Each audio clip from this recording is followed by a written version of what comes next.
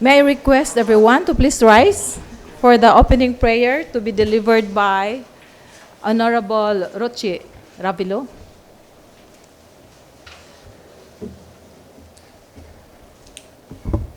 In the name of the Father, and of the Son.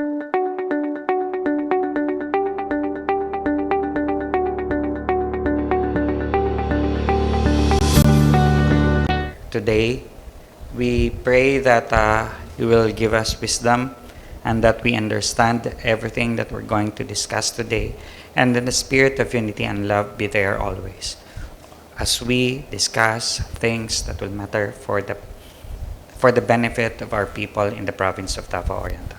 All things we pray in the name of our Lord Jesus Christ. Amen. And in the name of the Father, and of the Son, and of the Holy Spirit. Amen. Kindly remain standing for the singing of the Philippine National Anthem.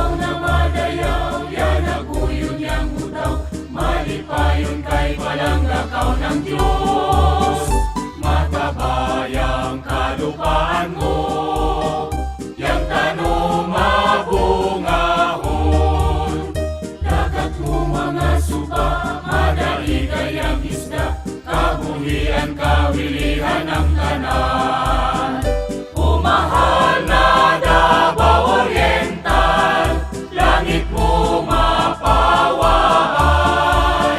Yang kabutayan, yang kapatagan, mayaman ay magandahay.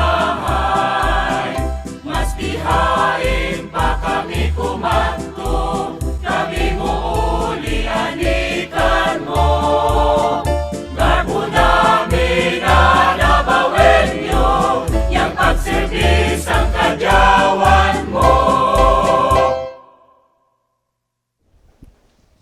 At this point, may I request our secretary to kindly call the roll of members. The honorable members of this august chamber are requested to say aye as I call the roll. Honorable Maria Glenda Monetra Batgaita, Honorable Beverly M. Dayanan, Aye. Honorable Harold A. Montes, Honorable Manuel M. Lipardo Jr., Honorable Ana Cheryl N. Castro, Honorable Elijah E. Palmahil, Honorable Daud V. Linsag, Honorable Stephen Paul L. Uy, Honorable Maria Lady Hope J. Makairam, Honorable John Erwin G. Montuho, Honorable Ruchi M. Ravelo, Honorable Jerome C. Dayanghirang, Honorable Joson Michael G. Dayanghirang is on an official business in Pasay City, attending the Liga ng mga Barangay sa Pilipinas National Congress 2025. Honorable Eleuterio C. Manaytay, Honorable Shanin C. Lintugunan is on an official business in Boston, joining and attending the Linggo ng Kabataan and Barangay Regular Session. Honorable Presiding Officer, there are 11 members of this august chamber present, inclusive of the Honorable Chair.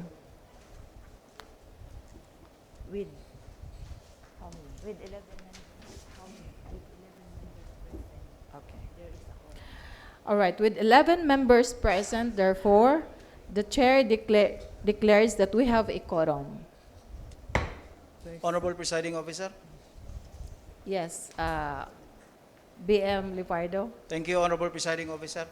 Considering that our regular presiding officer is not around, there is a need for us to elect our temporary presiding officer while she is not with us. May I Yes. solicit from the members who are present today if they would like to elect any name, whom to act as our temporary presiding officer? Okay, BM Montojo, you are recognized. Thank you, Madam Presiding Officer. I move that we have Board Member Beverly Dayanan stay as our temporary presiding officer. Any second to the motion? Seconded by Board Tata Nunez and Board Member Lady Hope Makaira. So there's a motion to make yours truly the temporary presiding officer in the absence of our Vice Governor. So it's my pleasure to take on as your presiding officer temporarily. So our next item, Ne- Ms. Secretary. Next item in the order of business is reading and consideration of the minutes, Journal of Proceedings of the 18th Sangguniang Panlalawigan of Davao Oriental taken during the 7th regular session held on August 13, 2025 at the SP Session Hall Government Center, Dahican City of Mati, Davao Oriental.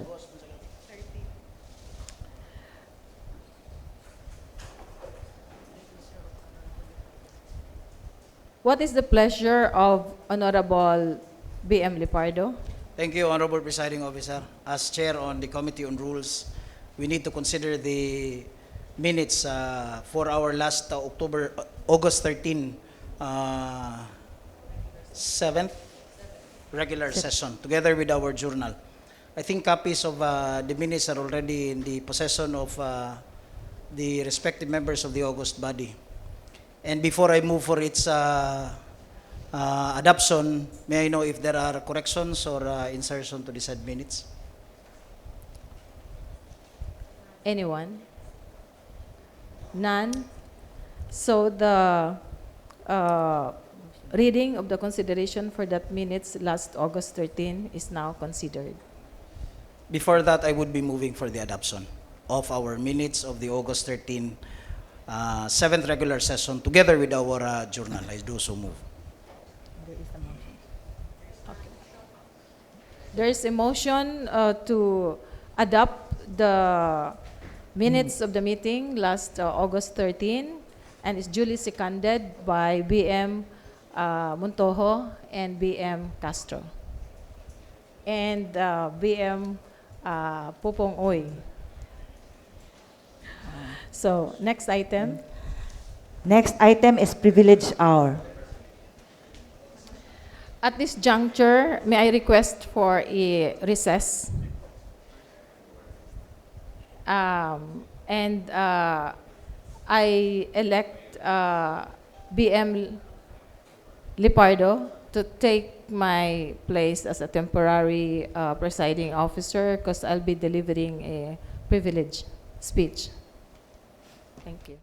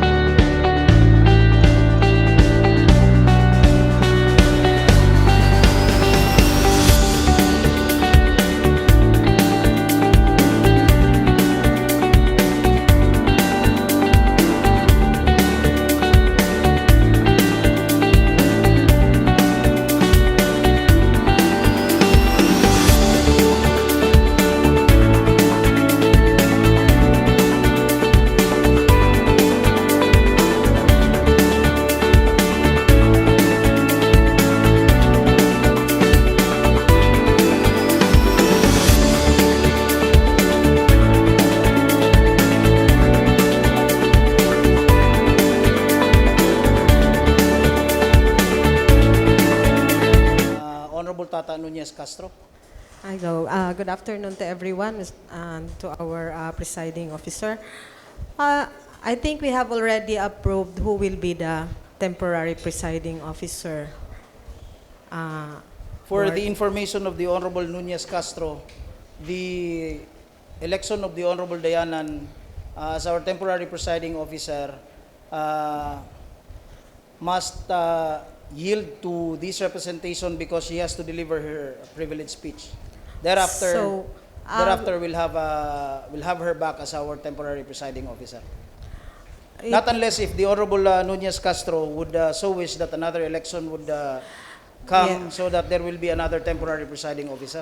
I would like to have another election elect to become the temporary presiding officer, Mr. Presiding. All right. May I hear from the Honorable members who are already a member before this council?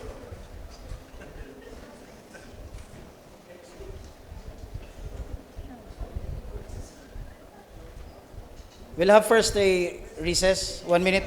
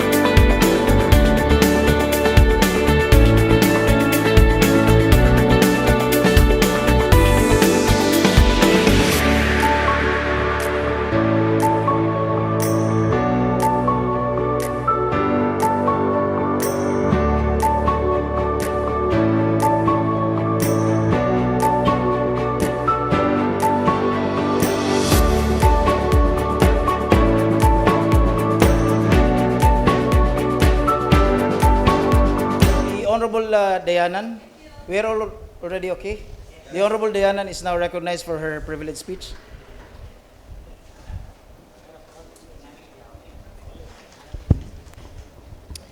Thank you, Honorable Presiding Officer.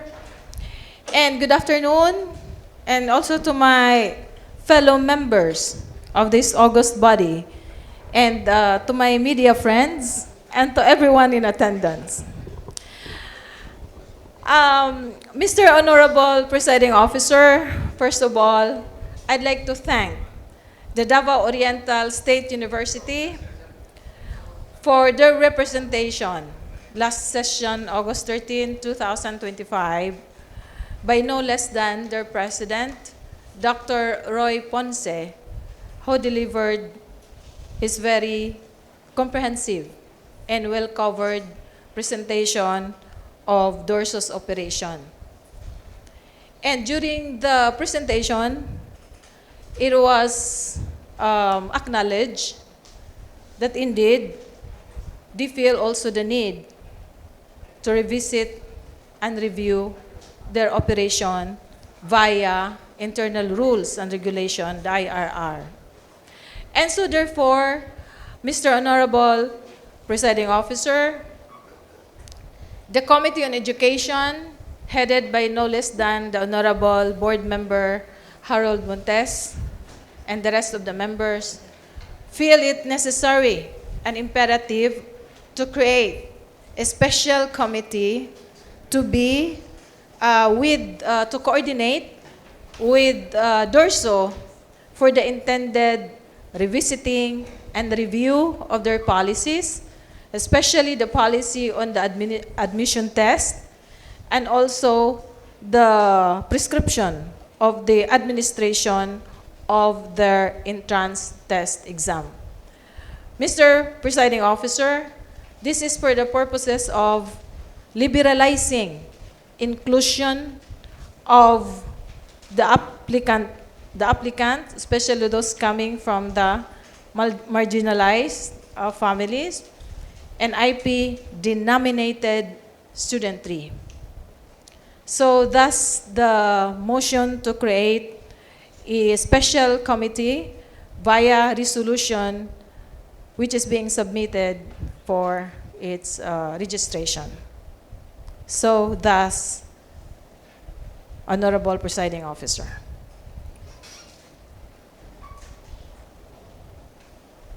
All right. Is there anything more on Honorable Dayanan for the privilege? That's all, Mr. Honorable Presiding Officer. Thank you, Honorable Dayanan, for that privilege speech. Thank you. For the record, our rules tells us that if at any time a member of the August body would like to interpolate on the issue that is raised on the privilege hour, the same can be done. May I therefore know from this August body if anyone would like to interpolate on that privilege? Considering none, that therefore we'll have to move on. Is there anyone who would deliver any privilege speech for that matter? All right. Considering that there are none, before we proceed with the next item on the calendar, considering that the Honorable Dayanan is already through with her privilege speech, Relinquish. Ayun na. all right. The Honorable Ruchi Ravelo from the Municipality of Lupon raised his hand.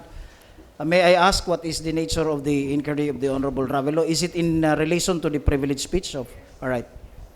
Honorable Dayanan, will you take questions from the Honorable Ravelo? Yes, Mr. All right. Honorable Presiding Officer.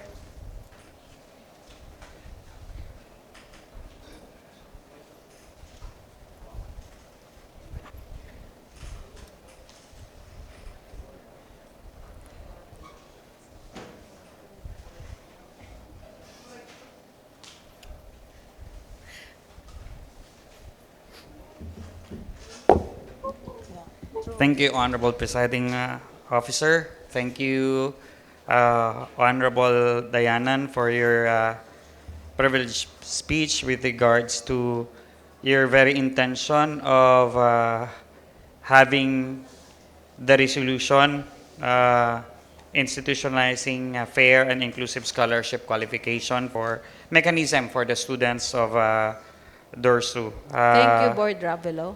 As you have said, the President, Dr. Roy G. Ponce, Yes. was able to explain well, comprehensively, the very intention of the free higher education as being implemented by the state university in the province. We have Yes. here Davao Oriental State University.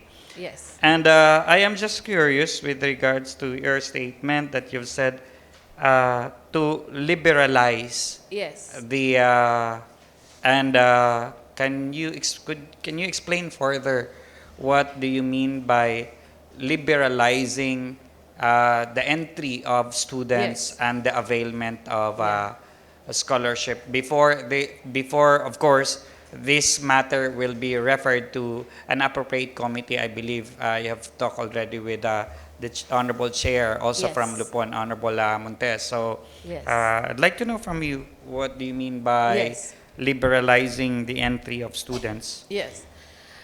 By liberalizing, Mr. Honorable Presiding Officer, we mean that we have to maximize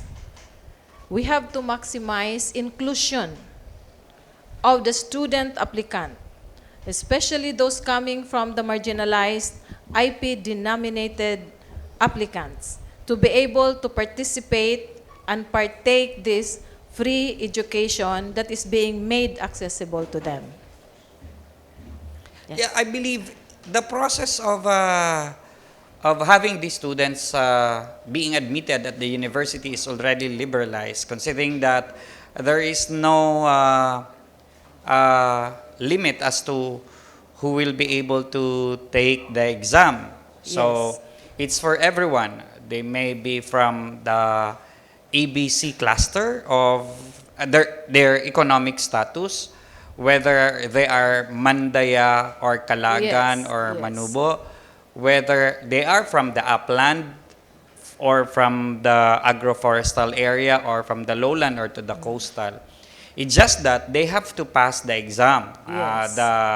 the scholarship, Yes. the ZOAST, SWAST, with a rating of from 1 to 9, and I think the required passing, as explained by Dr. Ponce, is at least you'll have, before it's going to be 4.5, so you can Yes, choose yes. your own course, whether board courses or not, and then 3.5, they were able to, like, just to make it more inclusive, as you have Yes. mentioned, and to, as you have said, to liberalize it more, is they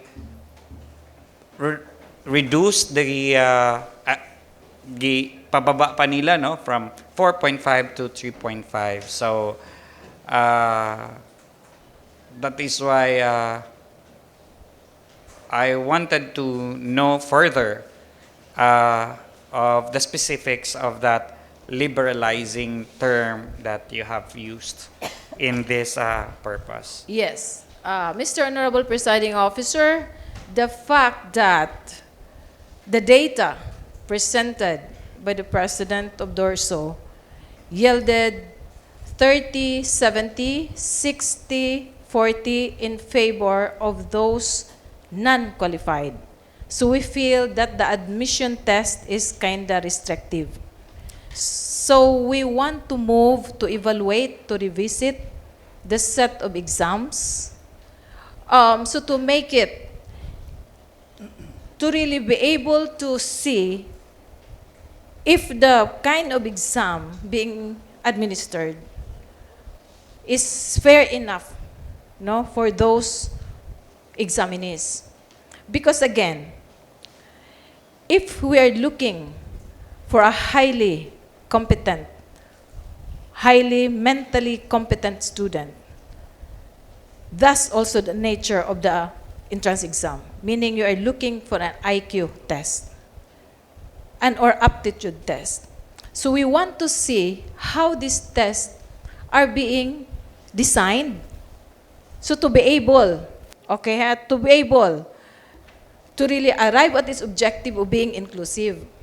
Because if the test is kind of difficult and stiff, of course we cannot expect a high returns of passers. And I find it very ironic because if we advocate for inclusivity, whatever it is you do, you make sure that it is more welcoming ba, rather than screening or filtering. Because we are not that. We believe that DORSO is not like UP.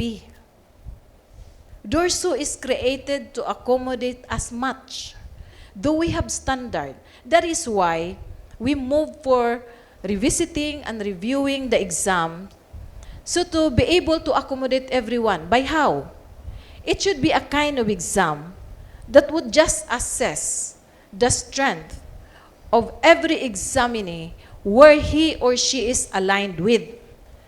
Is she aligned for a board courses because she or he is mentally capable, the competency is there? Or is the examinee is just average lang ba, in which he or she is appropriate for a non-board course? And or if examinee is identified or determined as somewhat not so ready to undertake college works, or the tendency is towards skills, then they can also be in another category with the intention of endorsing it to a more appropriate institution such as TESDA, where they are so aligned. In this process, Mr. Honorable Presiding Officer, We don't exclude anyone. And we can be true to our advocacy and vision of being inclusive because we didn't exclude anyone. However, to continue where Dorso is right now, that their exam yield passers or qualified or failure and non-qualified, you are actually excluding already and you ended up to be inclusive because you exclude. Now you become an exclusive for those who pass. So what will happen? The fact that there are more than non-qualified than the qualified, so what will happen? How is our Dorso an intervention, an educational intervention for this struggling, marginalized student? Honorable Presiding Alright. Officer. With the kind indulgence of the Honorable Ravelo, please. Before we proceed, I would just like to point something out of what was said by the good Dr. Ponce when he was here. If you will allow so. Yes. Thank you. My understanding at the time was, of the 17,000 who took the exam, Yes. there were those who passed and then they were labeled as qualified. And those who did not pass, labeled as non-qualified. Yes. But for the record, Dr. Ponce informed us that whether you are qualified, that means you passed the exam, or non-qualified, that means you did not pass the exam, everyone else was allowed to enroll. No one was not allowed to enroll because the justification of the good doctor at the time was their absorptive capacity of the state college that we have is at 21,000 level student. So it was easy for them to accept 17,000. Yes. Now, to continue, of the 17,000, 10,000 was only under the scholarship based on the free tuition. Free That is higher education. free higher education. That is determined by the DBM because 2 years back is the number that they would be based. The 7,000 is composed of qualifiers and non-qualifiers. Yes, yes. Of the qualifiers of the 7,000 that was not covered by the DBM scholarship, they were given to the respective representatives of District 1 and District 2. And they were covered under a program. I don't know what the program. Now, for the non-qualifiers, Dr. Ponce made it sure that he had proper representation to Governor Dayang-Hirang so that these non-qualifiers can be covered coming from the budget of the province and the respective budget of the different mayors in our town. So, just to be on record, the manifestation of Dr. Ponce is of the qualifiers and non-qualifiers, regardless, they were allowed to enroll. All right. The Honorable Ruchi Ravelo, please do continue. Yeah, thank you. To further, Honorable Presiding Officer, in the Dorso's admission process, SWAS passers are given the opportunity to choose from multiple program options. However, they are still required to undergo additional program level entrance examinations. That's what is being referred by Mr. Presiding Officer, the Honorable Dayanan, that they can choose whether it's going to be a board exam courses or not, which and others who have failed to reach the cut of 3.5 will still be allowed, as you have said, allowed to enroll. However, they will not be covered by the Free Higher Education Fund. So I think that's the concern of Mr. Honorable Presiding Officer. That's the concern of the Honorable Dayanan, that these students not able to make the cut of 3.5 of the SUAS requirement will be able to have the assurance of being enrolled in the university to be funded by other sources. Yes, yes. So I'm just pointing out this as clarification so that I don't want to be in the impression of na gusto ni Honorable Presiding Officer, gusto ni Honorable Diana na mubuan ang standard sa entrance exam. Or just because considering that they are from the upland or they're of lower economic status or for whatever qualifiers or modifiers that she's honorable presiding officer she would like to refer to, like as mentioned. So I'm just making that as I'm just trying to clarify it, honorable presiding officer, to the honorable Diana as to her manifestation. The Honorable Diana may respond to the query of the Honorable Ravelo. Yes. First of all, directed to you, Honorable Presiding Officer, while you said that actually qualifiers, non-qualifiers, they are being intervened. Okay. Allowed to enroll. Allowed to enroll. Yes. Allowed to enroll, however, they have to pay it for themselves. And the irony is that the parents are even restricted from paying it, which I cannot understand. Yeah. That is also has to be looked into. Honorable Diana, if I may cut you with all due respect, I think the manifestation of Dr. Ponce is they are not allowed to pay because of the Republic Act 10931, which is the Free Higher Education Act. What the college would do is to look for sponsor. Yes. Now So let's the college, for a while, the college will be able to accept payment on the basis that you have a sponsor. If you would be paying on your behalf, then they cannot accept your payment because that would violate 10931. All right, Honorable Diana, I'm sorry. Yes, it's okay, Honorable Presiding Officer. Actually, that is not the issue. The main issue here actually is for them to avail with free. Now, if they are being made to pay, where is the inclusion there? Is that directed And then- to the presiding officer? Yes. Honorable Ravelo, would you like me to answer it? Yes, we understand that, Honorable Presiding, I would like to respond to the Honorable Diana. We have to understand that there is a free higher education law that is passed during the term of the former President Rodrigo Roa Duterte, which was sponsored by Senator Bam Aquino. The purpose really was there is going to be entrance exam as part of the admission process of the state universities and colleges. Those who are able to make the cut will be able to avail to be part of those to be funded by the free higher education. I also have the same concern, Honorable Presiding Officer, with the Honorable Diana, that why are the parents of these students who would like to enroll in the state university or DORSO are barred not to pay.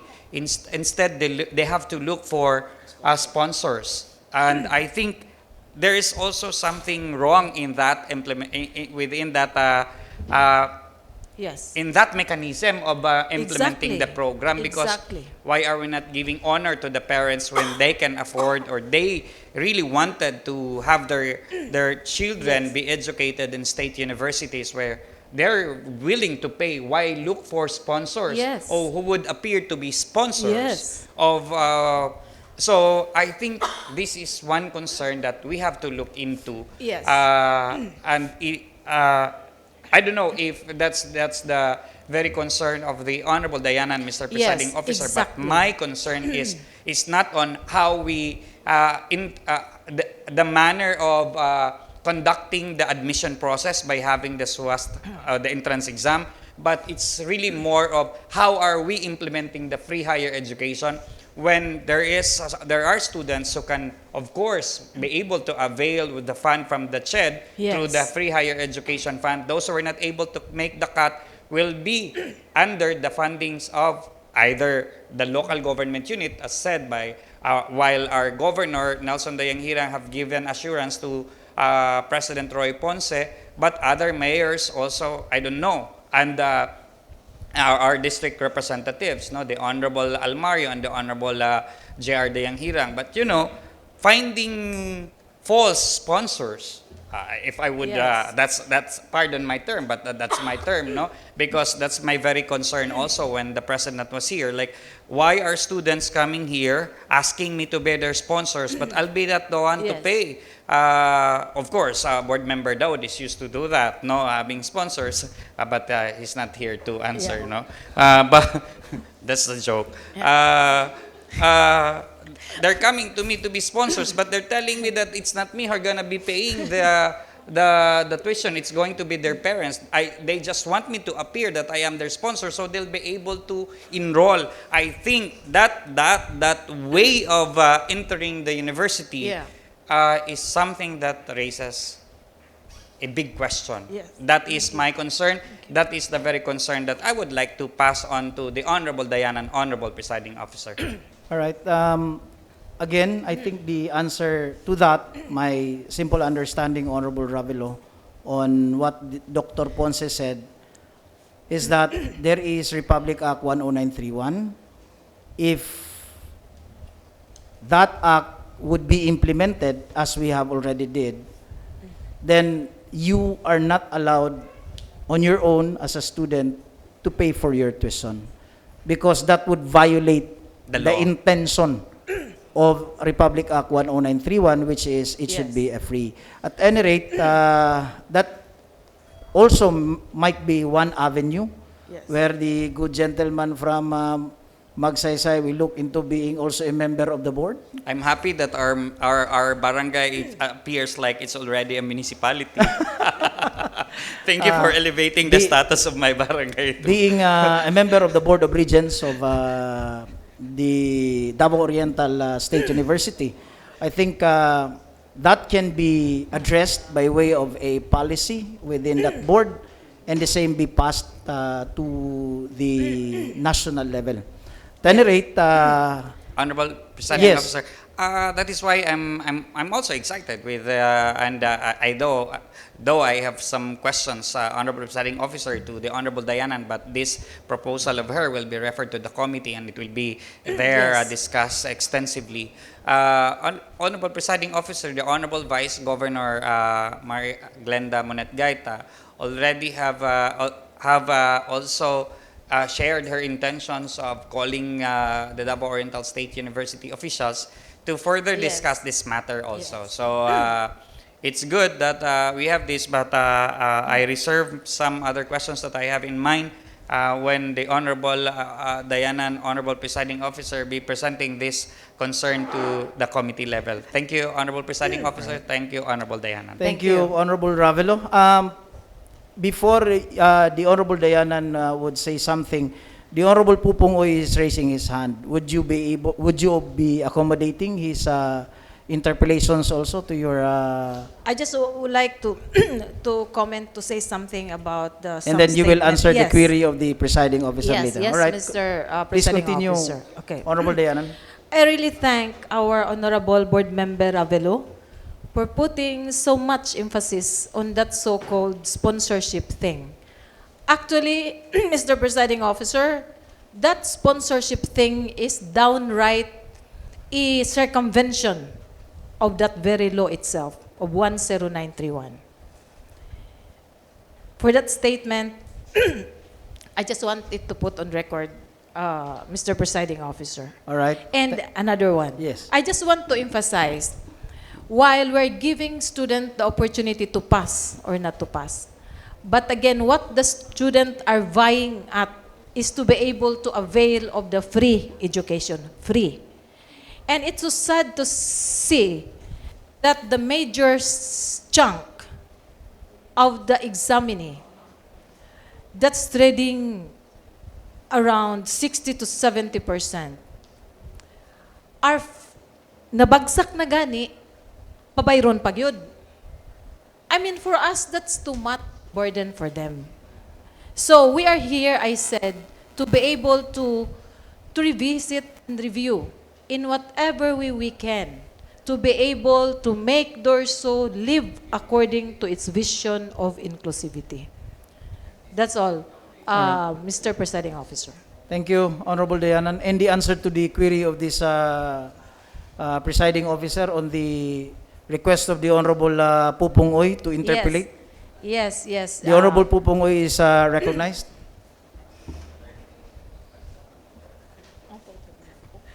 Thank you, Honorable Presiding Officer, the Honorable Lepardo, and of course to Honorable Dayanan.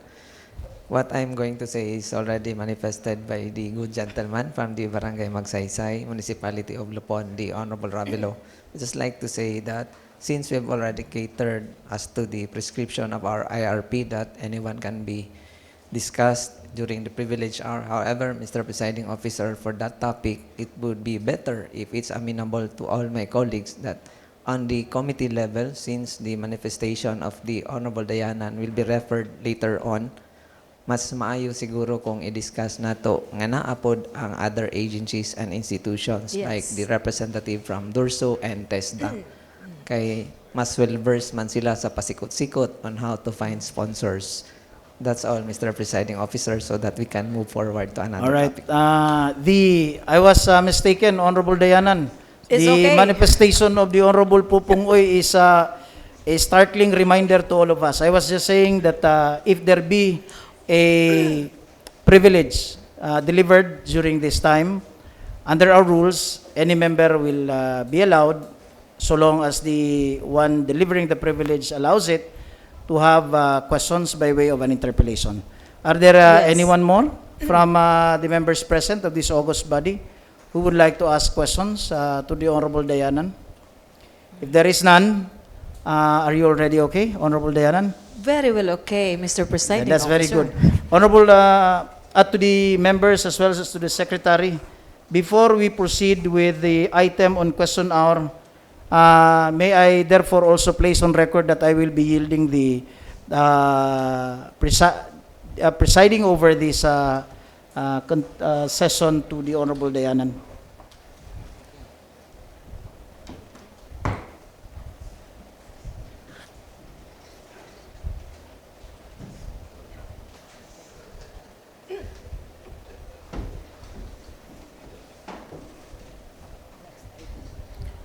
Next item, Ms. Secretary. You're recognized, Board Member Manaytay. Thank you, Madam Presiding Officer. Of course, to the members of the Sangguniang Panlalawigan, of course, friends from media, our space staff, guests, good afternoon. Good afternoon. Good afternoon. It is with my great honor and humility that I stand before you today as a provincial Indigenous Peoples Mandatory Representative, IPMR. At the outset, allow me to express my deepest gratitude to all who have made our journey of empowering the Indigenous Peoples IPS community both remarkable and fruitful. An ordinance declaring Pagbubukan Festival was approved July 26, 2023 by virtue of Provincial Ordinance Number 17-2127, 2023. Unfortunately, until now, we do not have any allocation, of course, due to any reluctant budget, and we understand.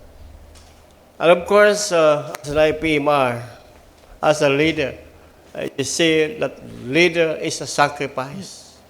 In order to push through our activity, anong gagawin natin? We have two meetings, three meetings with the indigenous peoples. Leaders, wala tayong pera, but lang ko, sabi ng BDO, we find ways. Hahanap tayo ng paraan and God will make a way.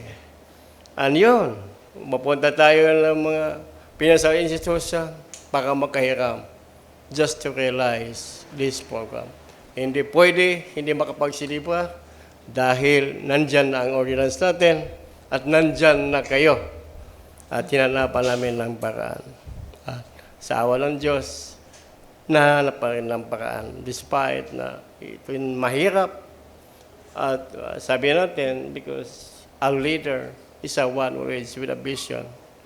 So, kailangan magsakripisyo isang leader ma-implement ano man ang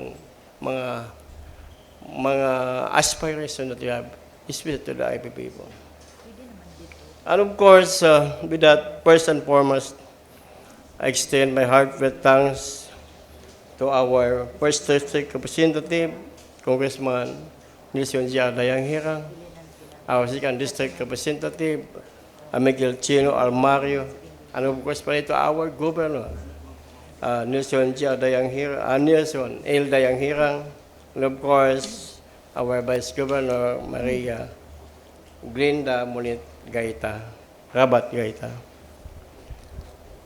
Because of their unwavering leadership and commitment, inclusive governance truly ensuring that voice of the leadership is heard, respected, and valued. My appreciation also goes to the dedicated board members for the trust and collaboration that makes our collective aspirations for the IP committee possible. I also take the opportunity to recognize the IP advocates, of course, Norma Gonos, former NCIP commissioners, and the first lawyer of the IP, who is Attorney Aquino. Of course, the NCIP, Regional Director Neroncio Agio, and the Provincial Officer Edwin Padilla. And yun ang mga tao na pinapasasalamatan natin. My appreciation also goes to our dedicated members. As I said, na sa tulong ninyo, malaki man at maliit, ito ay malaking bagay para sa celebration. And of course, the IPMRs try to support championing the spirits of interest and welfare of our diverse IP communities. Our municipal chieftains, 10 municipalities and 1 city, for their wisdom and unwavering guidance, their keener for the empowering of course livelihood and community-based initiative. And as our indigenous peoples, for the being the steadfast guardian of our rights and our generous sponsors for making resources available to turn our dreams and plans into realities. To every community members of the Mandaya, Kagan, Kalagan, and other IP communities who give their enthusiasm and wholehearted participation, without whose unyielding support, the presence of the first Paggubukan Festival would not have been possible. The Paggubukan Festival is a celebration of the International Indigenous Peoples Day. It stands as a milestone in the Davao Oriental history, celebration not only for culture and tradition, but also unity and progress. This festival was not just a gathering, but a meaningful convergence of tradition, spirit, and hope. It was a festival of unity, resilience, and cultural pride, demonstrating the rich ancestry of our indigenous heritage, showcasing the dances, songs, crafts, and community rituals. Among festivals of the key accomplishment, showing cultural heritage with vibrant performances, traditional music, and dances that artisan exhibits.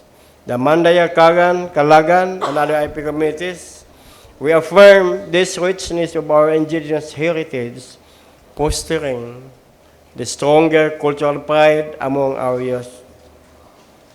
Balaw-balaw presentation, the highlight was balaw, a symbol of sustenance, unity, and communal sharing, reminded us all importance of solidarity, resourcefulness, and respect, the gifts of our land.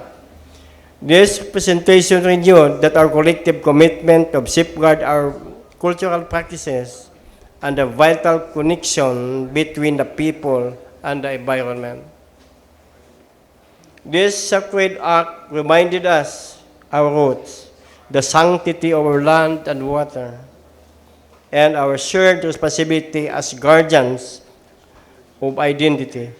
The Balaw is an ancient, stands for a living testimony that tradition remain alive and meaningful, even as a journey forward in a rapid changing world.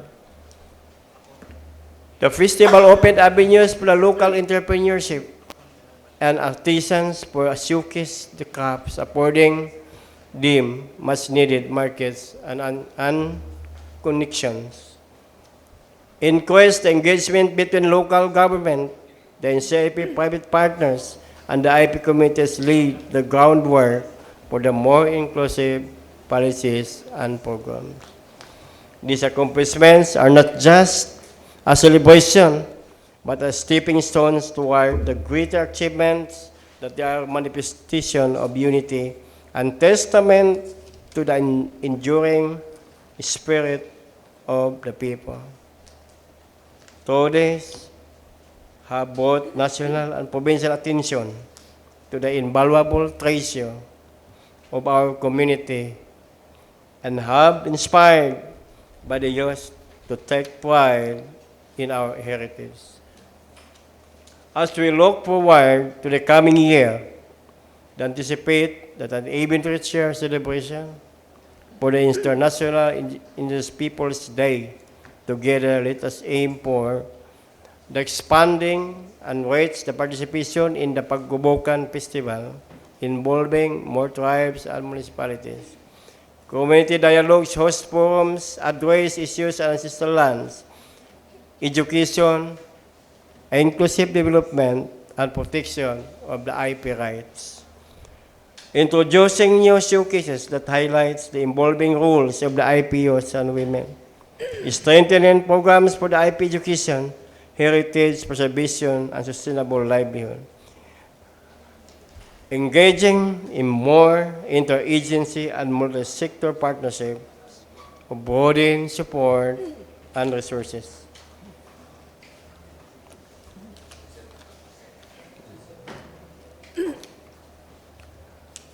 Institutionalizing the platforms of advocacy, dialogue of IP rights, and environmental stewardship. As we celebrate this milestone, we may never lose sight of the importance of fostering continuous goodwill and harmonious social relationship within among the Mandaya, Kagan, and Kalagan, and other IP communities. Our shared aspirations of mutual respect are pillars upon which progress rests. Let us preserve our unity, guided by traditions and peace, respect, bayanihan, stewardship, and legacy of beacon of generation yet to come. Once again, I thank everyone for making this first Paggubukan Festival resounding success. Together, let us march forward stronger in unity, richer in identity, and ever faithful to the dreams of our ancestors and the promise we hold to our children.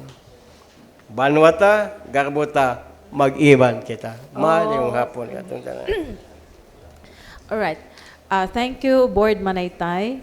Actually, thank you for your passion for standing up and for empowering our IP communities and for taking due recognition to our provincial leadership, of course, headed by no less than our good governor, Nelson Eldayang Hirang, together with the two congressmen of the both district and our very own Vice Governor, Glenda Monetra Batgaita, and this august body. Thank you. Anyone else who would like to avail of the privilege hour? You're recognized, Board Ravelo.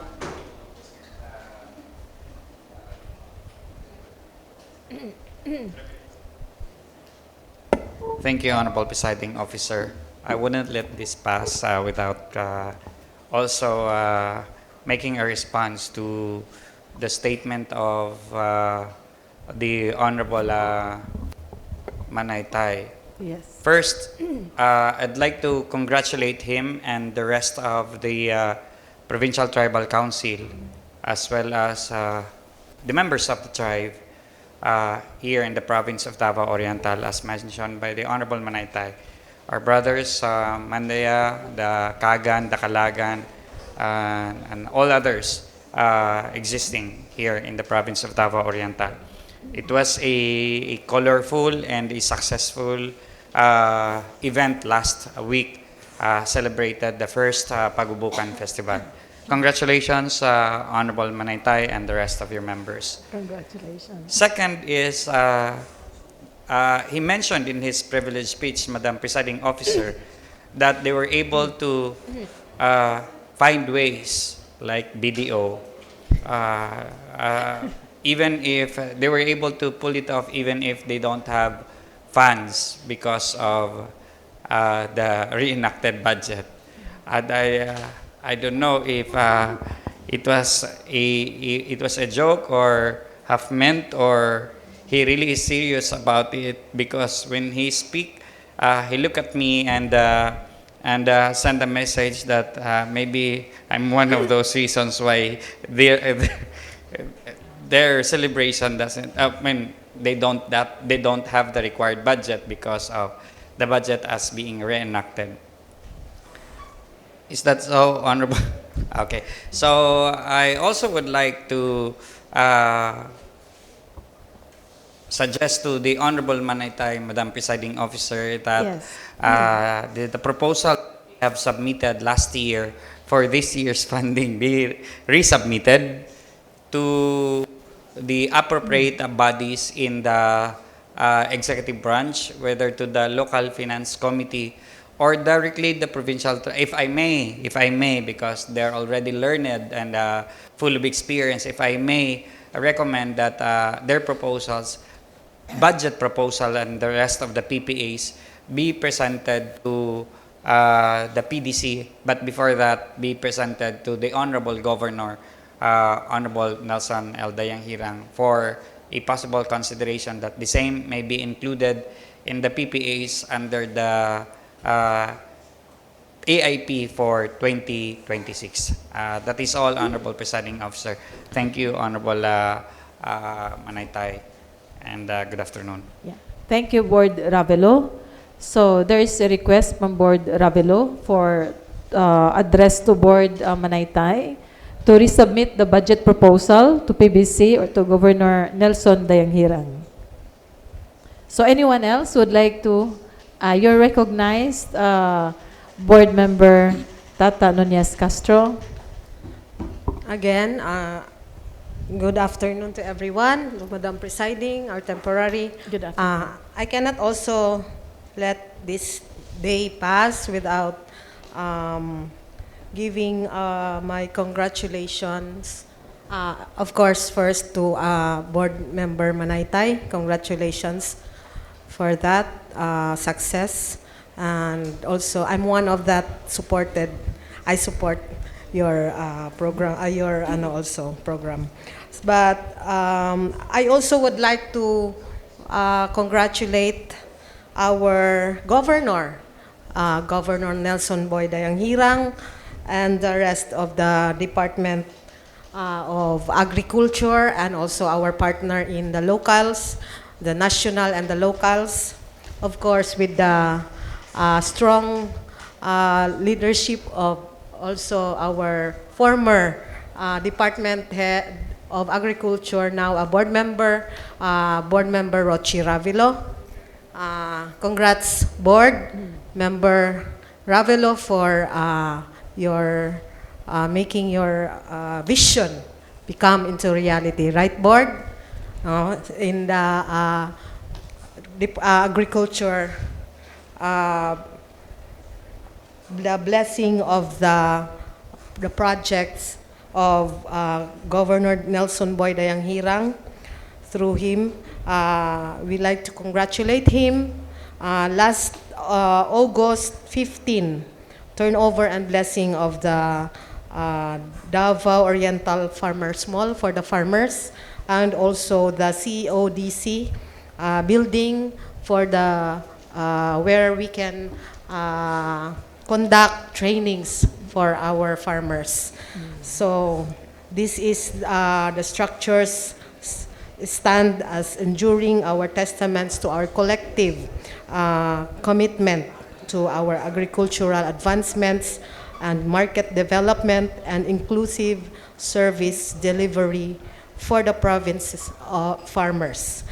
That's all, Madam Presiding, and good afternoon. Thank you, Board Tata Castro. Anyone else? Okay, being none, what's our next item, Ma'am Secretary? Next item is question hour. This august body has no invitee to be accommodated under the question hour. Next is first reading and referral to committees of proposed ordinances, none. Proposed resolutions. Under this is proposed resolution number 18-63-2025, authored by the Honorable Beverly M. Dayanan. Yeah, it is referred to Committee on Education, Arts, Culture, Science, and Technology. Communications. First under communication is communication number 18-55-2025. Referred to Committee on Women, Children, and Family. Next is communication number 18-56-2025. Referred to Committee on Labor, Employment, Civil Service, and Human Resources Development. Next is communication number 18-57-2025. Referred to Committee on Cooperative, People's Organizations, and Non-Government Organizations. Next is communication number 18-58-2025. Referred to Committee on Cooperative, People's Organization, and Government Organizations, Civil Society Organizations, and Livelihood. Next is communication number 18-59-2025. Referred to Committee on Cooperative, People's Organizations, Non-Government Organizations, Civil Society Organizations, and Livelihood. Next is communication number 18-60-2025. Referred to Committee on Cooperative, People's Organizations, Non-Government Organizations, Civil Society Organizations, and Livelihood. Next is communication number 18-61-2025. This is for information of the August body. Honorable Chair, I have here other communications submitted on my table. Okay. May I read this? The Honorable. Yeah, Honorable Manayta is recognized.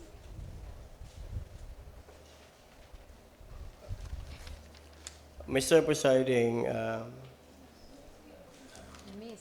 this is regards to the referral dated July 30, 2025, of which to read as the letter of Ms. Honey Glenn Dipas, local legislative staff of Municipality of San Isidro, dated 23-25, forwarding municipal ordinance, an ordinance creating the Municipality of Isidro Culture and Arts Council, defining its function for its other purposes. Mr. Presiding, this referral will not be referred to the Committee on Indigenous People, but instead, this will be referred to the Committee on Education, Arts, and Science, Culture, Science, and Technology. Madam Presiding Officer. Yes. Duly noted. Duly noted. Yes. Next item. You recognize Board Member Montes.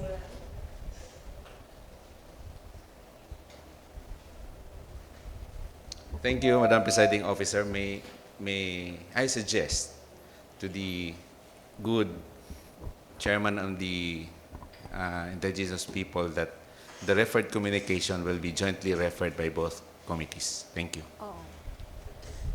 Okay, that's noted.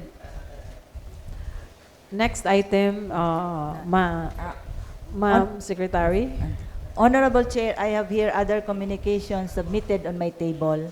May I read these communications for record purposes and for proper referral to appropriate committee, Honorable Chair? Okay, you go ahead. This is docketed as communication number 18-62-2025.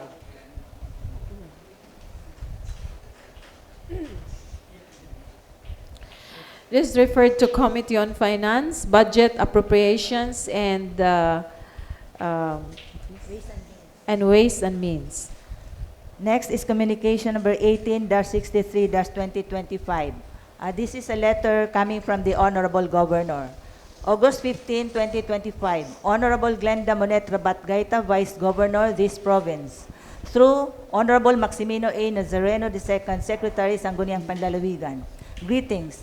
Please be informed that an urgent meeting is hereby convened to address the pressing concerns surrounding the erratic electricity supply within our beloved province of Davao Oriental. This meeting will specifically focus on the escalating frequency of power outages and shortages that have significantly impacted our constituents, businesses, and essential services. The undersigned also requests your good end to kindly inform all the members of the Sangguniang Panlalawigan for their presence and active participation in this crucial discussion. Meeting details. Date, August 26, 2025. Time, 1 p.m. Venue, Kalipay Hall, GF Hanes Hotel and Restaurant, Matiao, City of Mati, Davao Oriental. Kindly ensure your full attendance and come prepared with insights and proposed measures pertaining to your respective purviews. Your unwavering cooperation and commitment to resolving this critical provincial concern are highly anticipated and appreciated. Sincerely, signed, Nelson L. Dayanghirang, Provincial Governor.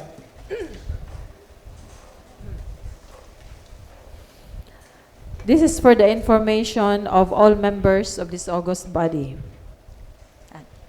Other items such as petitions and memorials, committee reports, calendar business, proposed ordinances for third and final reading, none. Next is consideration of other matters. Okay, you're recognized, Board Member Montes. Thank you, Honorable Presiding Officer. I would like to request the members of the Committee on Education, Committee on Labor, that we will have a short committee meeting right after the regular session. Thank you. Okay, noted. Okay, you're recognized, Board Ravelo.